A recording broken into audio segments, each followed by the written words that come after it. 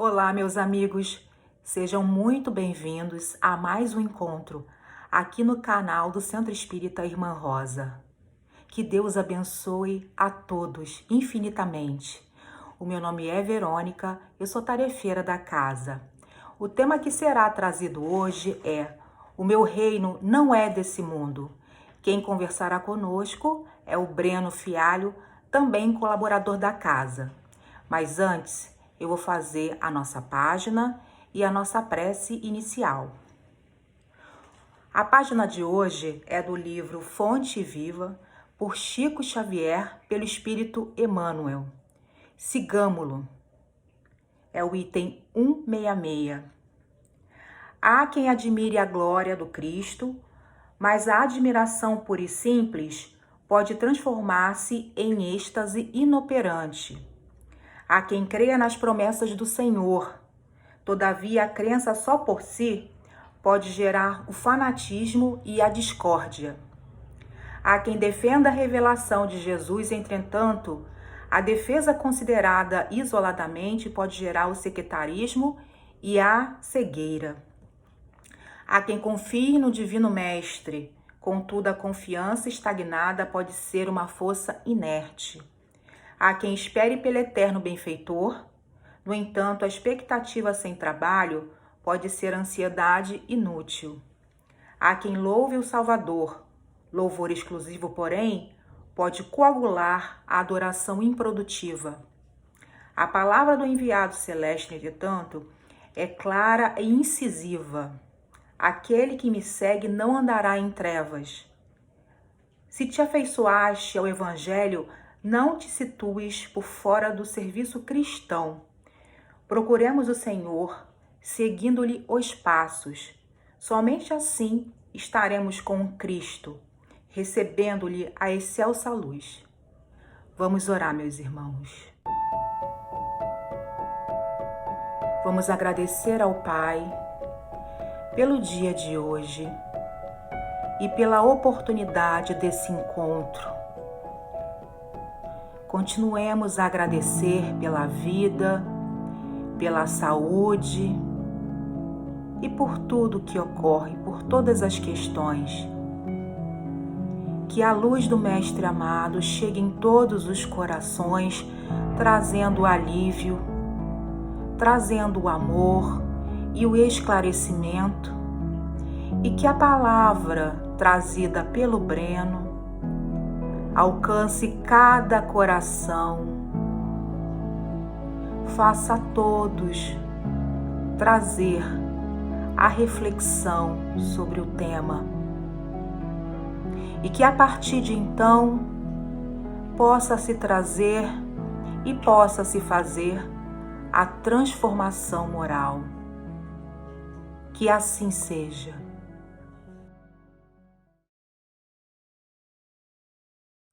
E agora, passo a palavra para o Breno. Olá, meus irmãos e minhas irmãs.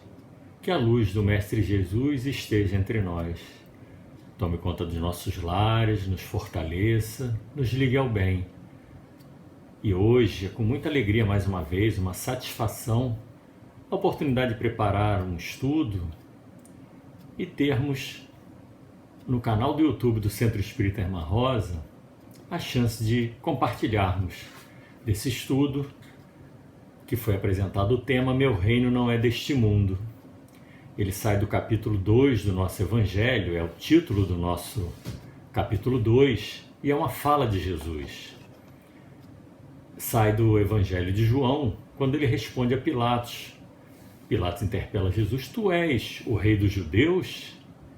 E Jesus responde: O meu reino não é deste mundo.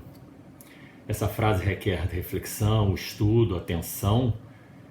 Hoje, imagina isso naquela época, quando foi feita a pergunta: Tu és o rei dos judeus? Talvez Pilatos esperasse um sim ou um não. Jesus sai mais uma vez com uma resposta enigmática que requer atenção: meu reino não é deste mundo. E vamos então, nesses momentos que estaremos juntos, tentar entender esse reino dos céus, as condições para o estabelecimento do reino de Deus na terra e os desafios enfrentados para alcançar o reino dos céus, o reino de Deus. E nossas fontes que vamos usar, mais uma vez, apenas o Evangelho segundo o Espiritismo e o Livro dos Espíritos. E ao final, uma leitura de um trecho de Leon Denis, do livro Depois da Morte. Kardec começa falando, ressaltando que a vida futura é a meta a que se destina a humanidade, devendo ser o objeto das principais preocupações do homem na Terra. E aí já surge a primeira dificuldade.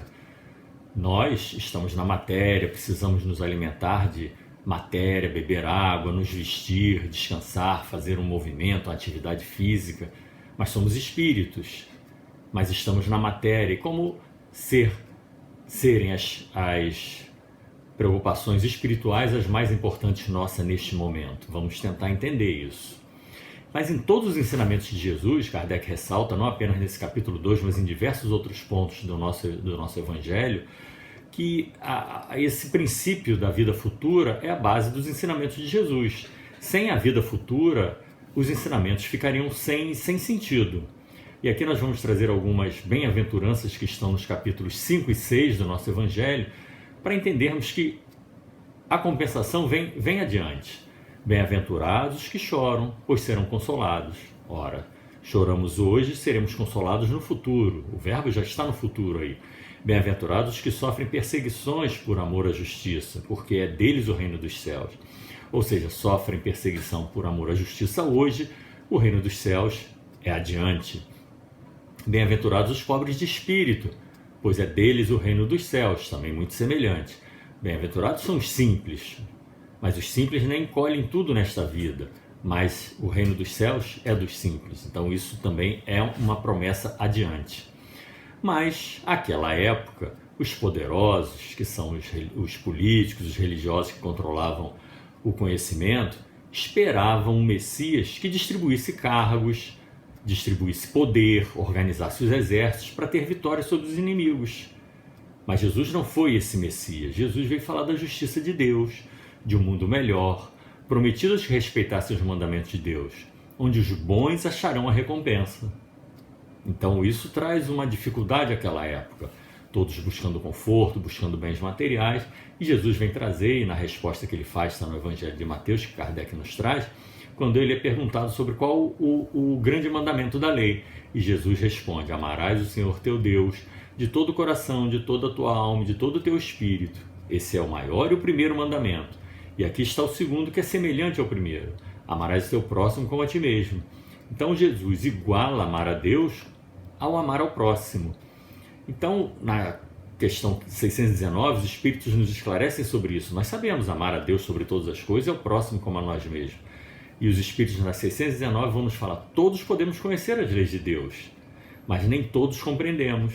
Sabemos de cor e salteado muitas das passagens, muitos dos ensinamentos, mas compreender, e os Espíritos nos dizem que quem melhor compreende são os homens de bem. Homens de bem são aqueles listados no nosso capítulo 17, cheio daquelas virtudes. O Livro dos Espíritos também responde sobre isso. Mas não só os homens de bem, os que procuram pesquisar a lei de Deus. Então tomara que nós estejamos nesse meio, buscando a pesquisa, o estudo, através desse bate-papo que temos aqui, dos grupos de estudo nas diversas casas e até nos diversos credos religiosos, buscando entender pormenorizar. Ora, o que é amar a Deus, o que é amar ao próximo, quais são as atitudes, tornar prática esse ensinamento de Jesus e o esclarecimento dos Espíritos para tornarmos no nosso dia a dia, sermos esses trabalhadores do bem, agentes do bem. E durante muito tempo esse conhecimento ficou nas mãos de poucos, que controlavam e interpretavam de acordo com os seus interesses.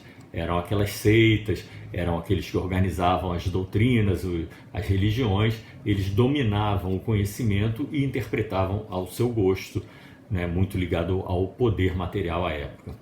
E os judeus pensavam que o cumprimento das leis de Deus era recompensado pelos bens da terra, pela supremacia de sua nação, pelas vitórias sobre os inimigos, já que era o povo escolhido, enquanto as calamidades e as derrotas eram castigo por desobediência às leis de Deus. Jesus, então, causou um estranhamento muito grande ao falar do reino de Deus, em oposição ao que havia naquela época e continua havendo até hoje. Mas cada vez mais temos os esclarecimentos. Ele veio falar do reino de Deus em oposição ao reino da hipocrisia farisaica, do orgulho, do egoísmo, da busca pelo poder e prestígio, da busca das sensações materiais que dão prazer ao corpo, que são os pontos para os quais até hoje devemos ter atenção. Aqui já estão listados alguns desafios que vamos enfrentar para chegar ao reino de Deus. Com o Espiritismo, a vida futura se torna uma realidade, demonstrada pelos fatos, por meio da experiência, da ciência experimental e metódica que Kardec nos trouxe, com a descrição dos espíritos, que seguem vivos e nos dão detalhes das condições da existência, feliz ou infeliz, dos que lá se encontram, em função do que fizeram antes, do que fizeram aqui, na encarnação, e já começam a colher no plano espiritual. Assim reconhecemos que aí reside a verdadeira justiça de Deus, ou seja, a cada um de acordo com a sua obra. Corrobora o Espírito de Verdade no item 5 do nosso capítulo 6, quando diz: eis que de além túmulo, que acreditáveis ser o nada, vozes vos gritam, irmãos, nada tem fim. E concebendo a existência de Deus em suas perfeições infinitas, é todo justiça e bondade, ele não age de maneira nenhuma com parcialidade. Suas leis são iguais para todos nós. Então as contrariedades da vida, que às vezes reclamamos, não somos atendidos, Deus não é bom comigo, mas as contrariedades da vida têm uma causa, e se Deus é bom e justo, essa causa também deve ser justa. Kardec separa as contrariedades da vida, já conversamos sobre isso, em duas origens distintas. Umas têm causa nesta vida presente e outras em vidas anteriores.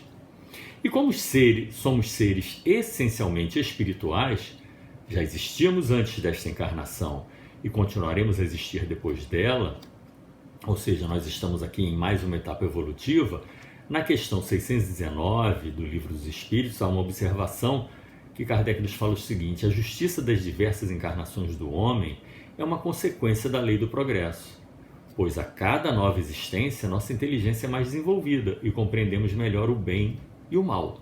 Ou seja, quanto melhor aprendermos, quanto mais discernimento tivermos, melhor vamos separando o bem do mal.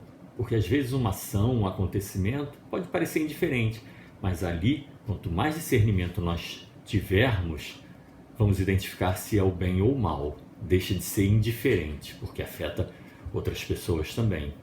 E qual seria a justiça de Deus se a cada minuto morrem no embrutecimento e na selvageria muitos irmãos nossos, outros tantos na treva e na ignorância, sem acesso ao conhecimento, outros tantos com pouquíssimo tempo de vida? Então, todo esse questionamento, muitos irmãos chegam à doutrina espírita porque não encontram em outros credos a resposta a essas indagações. Por que uns passam tão pouco tempo aqui, outros com tanta aparente ventura e outros com sofrimento? Então é a multiplicidade, a sequência da vida que vai explicar. E no capítulo 3, há muitas moradas na casa de meu pai, o nosso planeta está ali explicado que é um mundo de provas e expiações, onde o mal predomina. E esse mal está aqui para cada vez mais valorizarmos o bem, à medida que desenvolvemos o discernimento, a nossa consciência, e aí cada vez mais buscaremos o bem em nós para agirmos para com os outros. Buscaremos esse bem incessantemente, como importante condição para o estabelecimento do reino de Deus em nós inicialmente, em cada um, pois todo começo é a partir de um ponto. Eu não tenho como esperar que o próximo, que o outro seja bom, esteja no reino dos céus, para depois estender minha mão, depois me dar lições. Os ensinamentos estão aí, já estão disponíveis, já não são mais secretos, o acesso é livre. Então já passa da hora de desenvolvermos ou tentarmos melhorar em nós o reino dos céus em nós. Para depois, quando estivermos encaminhando essa bondade em nós, muitos passarão a ter o amor, a bondade, a justiça, a simplicidade, a humildade, entre tantas outras virtudes, como móvel de nossos sentimentos, pensamentos e ações. Quando depurarmos nossos sentimentos serão melhores e nossas ações serão melhores. Então, o refinamento é do sentimento da criatura. E hoje, eu gosto muito dessa metáfora do semeador, né? Hoje colhemos o que semeamos anteriormente, a cada um de acordo com as suas obras, como falamos. Então, o que semeamos, né, o que plantamos, estamos colhendo nesta vida. E o que semeamos em vidas pretéritas também vem acabar desaguando agora. E amanhã, no futuro, em vidas futuras, colheremos o que semeamos até agora. É um movimento contínuo. À medida que melhorarmos nossa semeadura, ou seja, nossos sentimentos, refinarmos nossos sentimentos, que vão desaguar nas ações, já teremos compensações positivas. A experiência da vida vai nos mostrando o bem e o mal. Na questão 633 do Livro dos Espíritos, fala sobre a lei natural, que a lei natural traça para o homem o limite das nossas necessidades. Quando ultrapassamos o limite, somos punidos pelo sofrimento. Exemplo simples: se comemos em excesso, vamos nos sentir mal. Se não controlamos algumas de nossas paixões, nós nos tornamos irrequietos para exercitá-las, quaisquer que sejam. Na 926, vai nos dizer: o mais rico dos homens é aquele que tem menos necessidades. Não porque já tenha coisas demais, porque a gente cansa de ver quem tem muito cada vez quer ter mais. É pela simplicidade. Na 923, questionamento: qual a felicidade comum a todos os homens? E a resposta é bastante interessante. Na vida material é a posse do necessário, o qual é necessário para a nossa vida. E na vida moral é a pureza de consciência e a fé no futuro. E aí relembro que os males desse mundo ocorrem em razão das necessidades falsas que criamos e nos tornamos seres aflitos. O mundo moderno está cheio de falsas necessidades e nós nos tornamos ansiosos, aflitos cada vez mais. Na 920, os espíritos respondem sobre a possibilidade de termos uma felicidade completa aqui na Terra. Como um planeta de provas e expiações, felicidade completa não é possível aqui. Estamos espiando, estamos provando, então não é possível. Mas depende de cada um de nós, da maneira de vermos os males, como está no capítulo 5 do nosso Evangelho, sermos tão felizes quanto se pode ser aqui na Terra. Na 921, dizem que se praticarmos a lei de Deus, nos pouparíamos dos males e teríamos uma felicidade tão grande quanto comporta nossa existência grosseira. Ou seja, mais uma vez aparece aí do respeito, da obediência às leis de Deus, que é amar a Deus sobre todas as coisas e ao próximo como a nós mesmos. Fazer ao próximo o que gostaríamos que nos fosse feito, deixar de fazer ao próximo o que não gostaríamos que nos fosse feito. Mas o estudo, a exemplificação é muito importante para firmarmos isso em nós, porque para não serem apenas palavras bonitas, de conforto, que é muito importante na nossa doutrina, mas esmiuçar também é importante. E saber da existência futura, da continuidade da nossa existência, tem um importante papel na nossa moralização. Já que acabamos de falar de colheita, em função do que foi plantado. Ou seja, se eu sei que tudo que eu faço voltará, vai ter um reflexo nas minhas ações, a cada um de acordo com as suas obras, vamos colher o que plantarmos, quando tivermos essa certeza em nós não jogaremos sequer um papel no chão, para que outro que vá apanhar, ou para aquilo entupir um encanamento. Nosso consumo será mais simples, mais consciente, porque vamos ser pessoas mais simples também. Atingiremos um nível de alimentação mais frugal, teremos prazer na alimentação, mas agiremos com consciência, com cuidado, com disciplina, como fala nosso orientador Emmanuel. Cuidaremos intensamente da natureza, que ainda nos falta. Muitos estão cuidando. Existem grupos que estão se dedicando à recuperação das fontes, das antigas fontes de riachos, de córregos que foram secando ao longo do tempo, do desmatamento, estão fazendo novamente plantio em torno desses locais onde havia fontes d'água e aquilo volta a minar a água. Então nós cuidaremos mais da natureza, porque aqui voltaremos. E tão bom será se ao voltarmos encontrarmos uma natureza exuberante, as nascentes d'água recuperadas, a fome debelada, e nós e nossos irmãos mais preocupados com o bem comum do que em nos beneficiarmos em detrimento do outro. Como estava lá no início, em busca do prestígio, do poder, não. Teremos uma preocupação mais coletiva.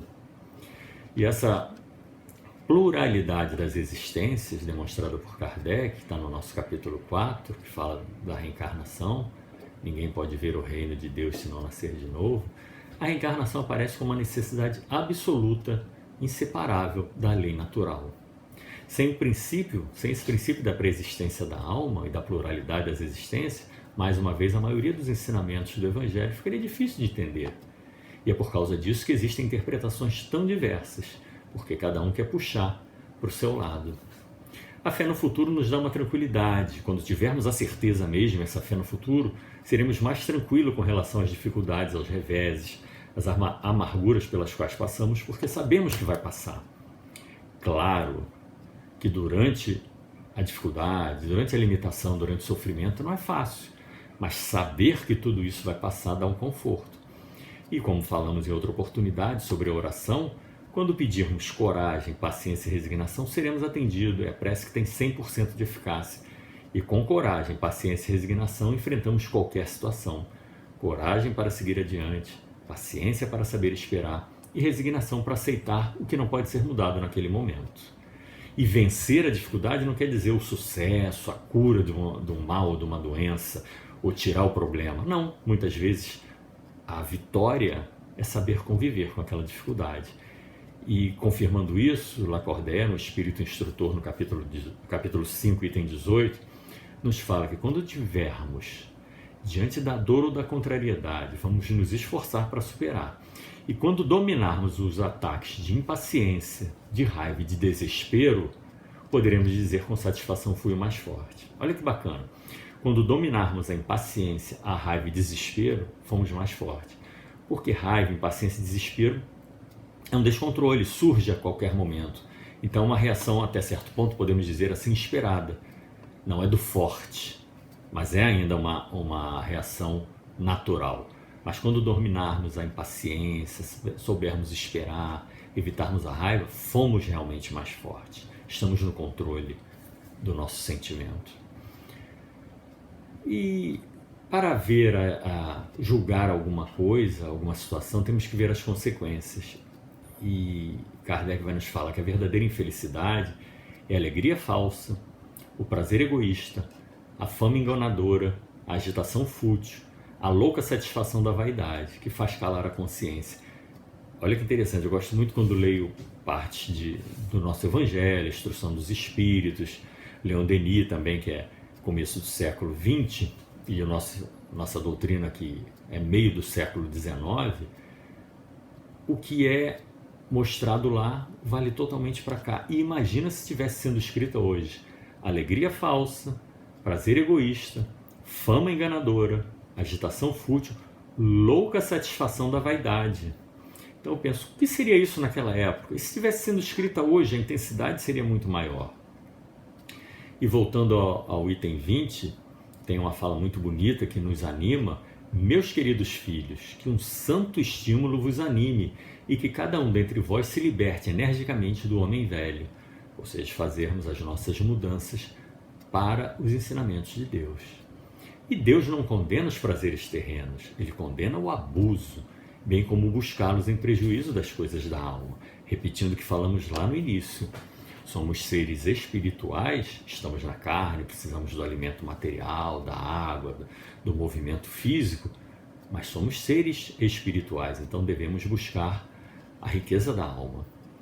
E no capítulo 17, Sede Perfeitos, item 10, no Homem do Mundo, um espírito instrutor nos dá uma instrução também muito bacana. Purificai vossos corações. ou seja, melhorar nossos sentimentos. Não vos deixe perturbar por nenhum pensamento fútil ou de prazeres materiais, e levai vosso espírito em direção àqueles que vós chamais. Porque quando estamos em prece, pedimos ajuda de quem é melhor do que nós. Mas como chegar a esses espíritos melhores do que nós, se nós não melhorarmos nossos sentimentos? Como fazer a ligação? Como ascender? Como nós melhorarmos para pedirmos ajuda? Como batermos a porta desses nossos companheiros? Esse irmão continua dizendo: vivam como os homens de sua época, como devem viver os homens. Mas se renunciar às necessidades ou mesmo às banalidades do dia a dia, façam com sentimento de pureza que possa santificá-las. Ou seja, não é interesse, não é querendo aparecer, é com pureza, porque eu entendi já o que devo buscar. E então não estou fazendo sacrifício, é uma escolha. Sejam felizes de acordo com as necessidades humanas, mas que na sua felicidade nunca entre um pensamento ou um ato que possa ofender a Deus ou entristecer a face daqueles que vos amam e vos dirigem. Enfim, quando nossos sentimentos ficam ruins, maldizemos a providência, Deus, aqueles que tentam nos ajudar, nos guiar, porque os espíritos tentam nos intuir o bem, eles ficam entristecidos porque eles estão tentando, e muitas vezes nós, que viramos as costas, nos encantamos com algo da materialidade, ainda ligado ao orgulho, à vaidade, e aí eles ficam chateados, porque eles estão tentando nos ajudar, porque eles já sabem o caminho. E no capítulo 5, em Motivos da Resignação, Kardec confirma o que expôs no capítulo 2, pois afirma que o resultado da maneira espiritual de encarar a vida diminui a importância das coisas deste mundo. Faz com que o homem modere seus desejos, se contente com sua posição sem invejar a dos outros. Ou seja, não estamos aqui para, de maneira nenhuma, abandonar a vida material, que é um estágio importantíssimo da nossa evolução. É uma bênção, então temos que valorizar muito a nossa etapa material, mas sem diminuir a importância das coisas espirituais. A matéria não pode se sobrepor ao espírito. E fala que então o homem adquire uma calma e uma resignação tão úteis à saúde do corpo quanto à da alma, ao passo que pela inveja, pelo ciúme e pela ambição tortura-se voluntariamente, e assim aumenta as misérias e as angústias de sua curta existência, fazendo aqui a ligação com nós sermos os principais responsáveis pelas nossas aflições, de acordo com a escolha que fazemos. Às vezes queremos fazer coisa demais, ocupar o tempo demais nessa vida moderna. Eu lembro que quando surgiu a internet, há alguns anos, as pessoas tinham acesso a tudo quanto é jornal, tudo quanto era revista, e havia uma espécie de síndrome da falta de informação. Então precisava ali ter acesso aos jornais, buscar as informações, eu sei, você não sabe. E hoje fato parecido surge com as redes sociais. As pessoas seguem tantos influenciadores, tantas notícias, que se em algum momento não consegue ver, fica, nossa, mas eu não vi hoje o que normalmente é postado diariamente, que alguns postam regularmente, e dá uma aflição, e eu tenho que botar tudo em dia. Aí chega de noite, que é o horário de dormir, fica agitando o pensamento, vendo muitas vezes as notícias ou vídeos curtos com aquela luminosidade atrapalhando o sono. E aí hoje em dia, cada vez mais encontramos pessoas narrando dificuldades para dormir. Então, se a gente quer buscar o reino de Deus, é a simplicidade. Não precisamos saber de todas as informações de tudo. Claro que cada um tem um gosto, gosta de ter acesso a determinado tipo de informação, mas o atropelo, e a gente cada vez mais vê gente sem paciência, gente com correria, isso é um mal da vida moderna. E para a gente encaminhar nosso encerramento, para não estender demais, eu selecionei alguns trechos de Leon Denis, do excelente livro Depois da Morte, do capítulo 35. Como estamos falando aqui, hoje o tema está sendo, encaminhando o encerramento, o reino, meu reino não é deste mundo. Esse capítulo 35 fala a vida superior, então está bastante relacionado. Eu tirei alguns trechos que não são sequência, mas vou pedir licença a vocês, vou ler como se fosse uma sequência, porque é um texto muito bonito para encaminhar o nosso encerramento. Diz Leon Denis assim: a alma virtuosa depois de haver vencido suas paixões, depois de abandonar o corpo, miserável instrumento de dor e glória, vai através da imensidade juntar-se às suas irmãs do espaço.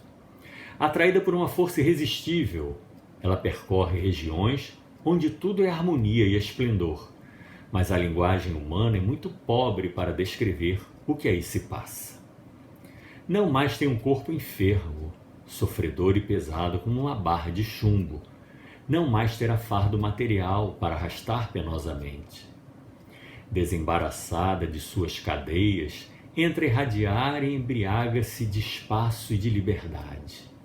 A fealdade terrena e a decrepitude deram lugar a um corpo fluídico, de aparência graciosa e de formas ideais, diáfano e brilhante. Aí encontra aqueles a quem amou na terra, que a precederam na nova vida e agora parecem esperá-la.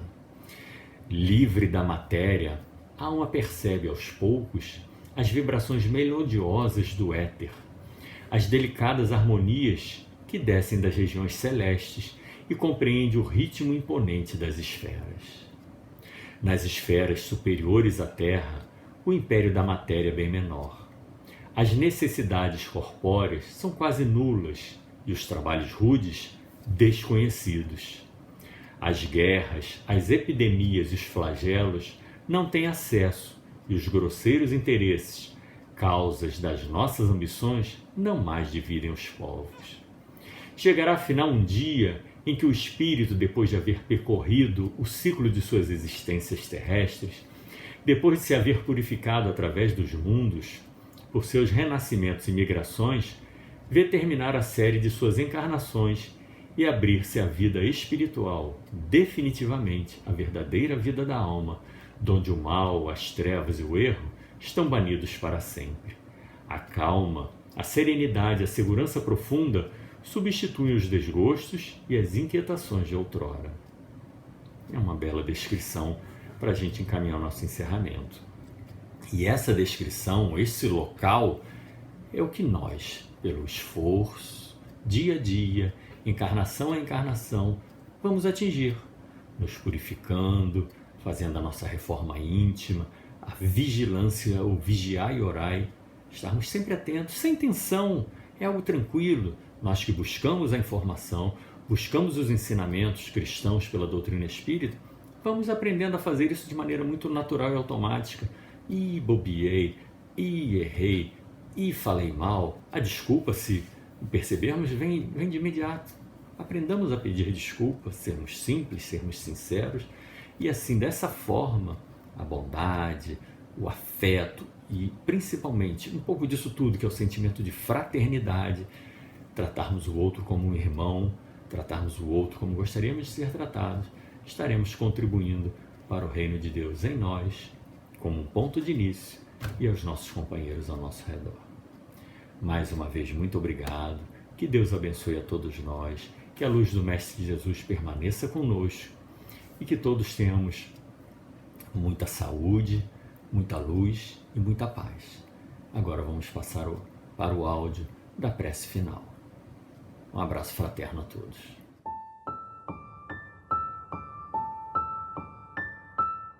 Queridos irmãos, nesse momento agradeçamos ao Pai Santíssimo, que em sua infinita bondade nos concede o milagre da vida e a oportunidade de aqui estarmos, de ouvirmos essas palavras que nos incentivam e consolam em todos os momentos de nossas vidas. Ao Mestre Jesus, que entre nós caminhou, agradecemos por nos deixar seu Evangelho, que é um guia seguro que nos conduz em momentos difíceis, em momentos de aflição, em momentos de insegurança. Que seu amor nos mantenha vigilantes para realizar as tarefas que Ele nos deixou. Agradeçamos também aos guias espirituais da Casa da Irmã Rosa, que continuam sempre a nos intuir para que possamos dar continuidade aos trabalhos aos quais essa casa bendita se propõe, levando sempre o amparo aos necessitados e orientação aos aflitos.